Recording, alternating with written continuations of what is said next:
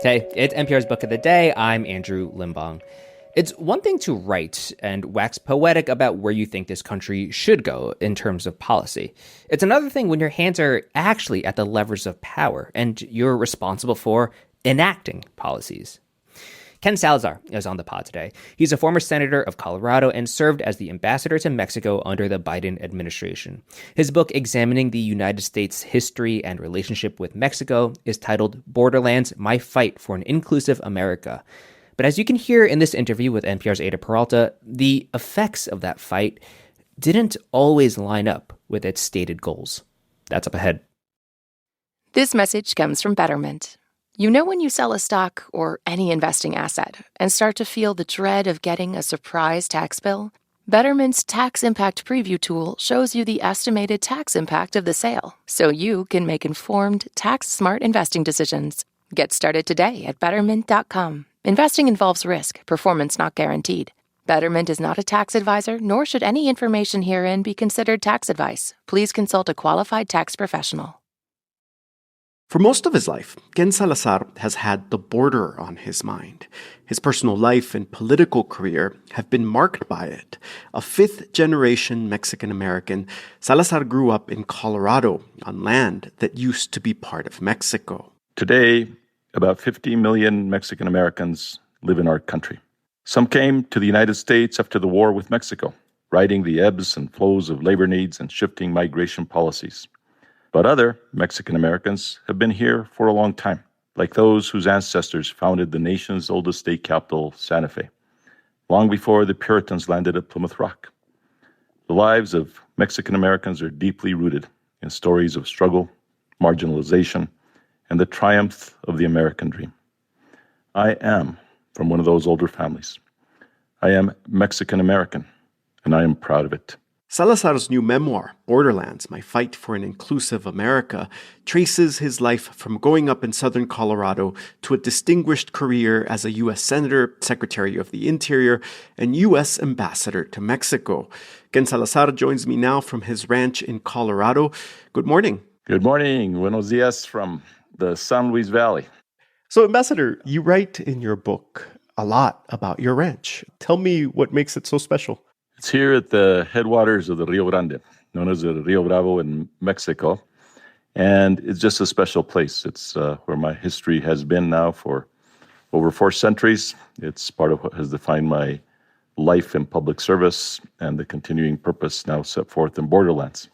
So you identify your family's long history in the land you grew up in with the famous saying, "We did not cross the border crossed us." And you describe in your book your family's journey to reacquiring lands that had originally been theirs. Why was that project so meaningful to you? It's about roots. I think everybody is entitled to know who they are and where they're from. I have a very proud history. It's also been a painful history where our people, my ancestors, were basically part of the conquered people by the United States in the war between the United States and Mexico. Under the Treaty of Guadalupe Hidalgo, they had the rights to stay here and their lands to be protected. Most of it was not honored. And so part of my history has been to make sure that people don't forget that history, because I think only when people understand it now in 2026 and beyond will we be able to really create a united America and a much more understood and closer relationship between the United States, Mexico, and Canada. You open the book with what I think is a very provocative idea. You call the war against and conquest of the original Mexican Americans and the land on which they lived one of the 3 American original sins, the other 2 being slavery and the genocide of Native Americans. Can you explain what you mean by this and why you think the 3 are connected? It all had to do with the movement on slavery and manifest destiny. Abraham Lincoln, as a member of Congress, was vehemently opposed to the war, and he said it so in a famous speech that he gave on the floor of the House of Representatives. It was a war that was provoked, created, in order to be able to acquire what became 55% of the then Mexican territory, so all of the Southwest.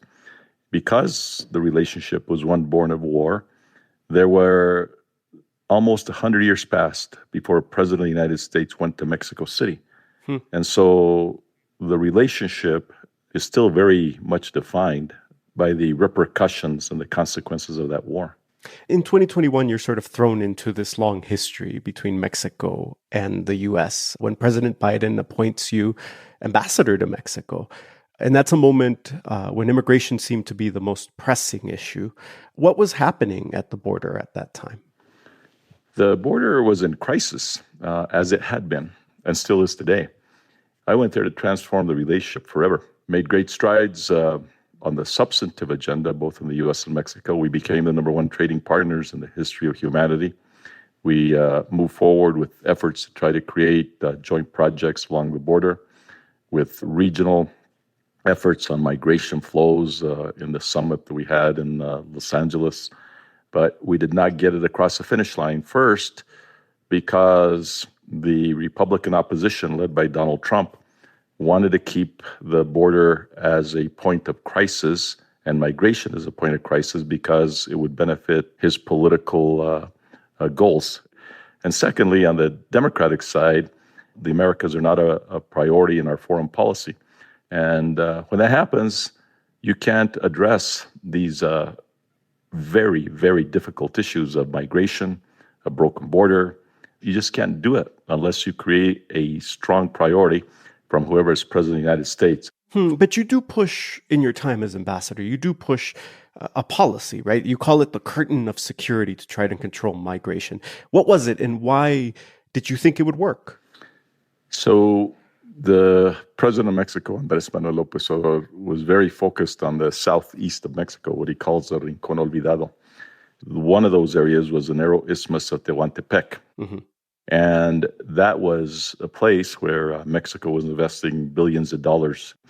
So I tried to get Washington to very much focus on it, but we couldn't get enough of a priority for it within the executive branch. But that's where the solutions really lie. They lie, yes, on our border, the 2,000-mile border, but they lie to the south. They lie in creating a new and modern border between Guatemala and Mexico because effectively there's no border there. And then the borders across the land bridge of the Central America, they basically do not function. And so we, the United States, could help lead the effort to creating border security across those countries that ultimately would create security here for the United States.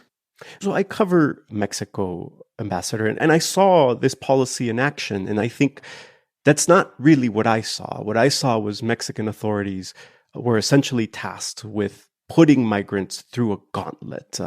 When migrants made it to the U.S. border, they weren't deported to their home countries. They were flown or bused to southern Mexico. They were often left in the middle of nowhere.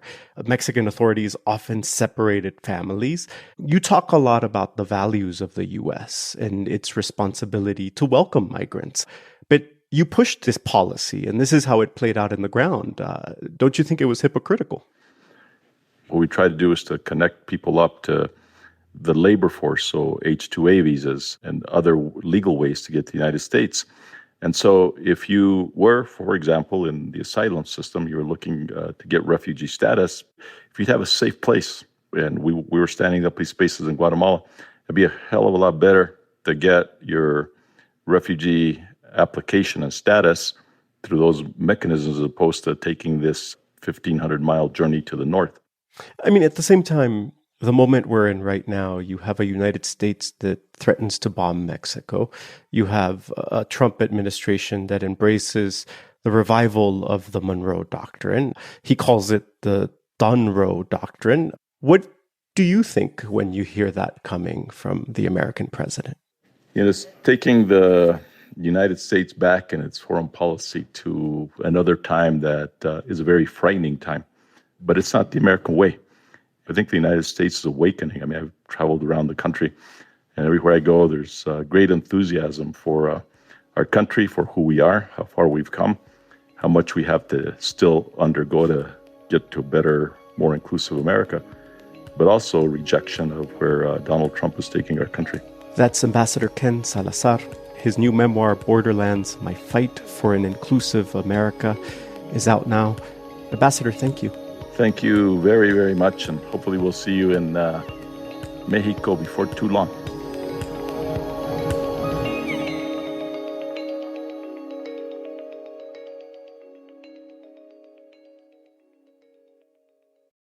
This message comes from NPR sponsor Charles Schwab. Financial decisions can be tricky. Your biases can lead you astray. Financial Decoder, an original podcast from Charles Schwab, can help. Download the latest episode and subscribe at schwab.com/financial decoder.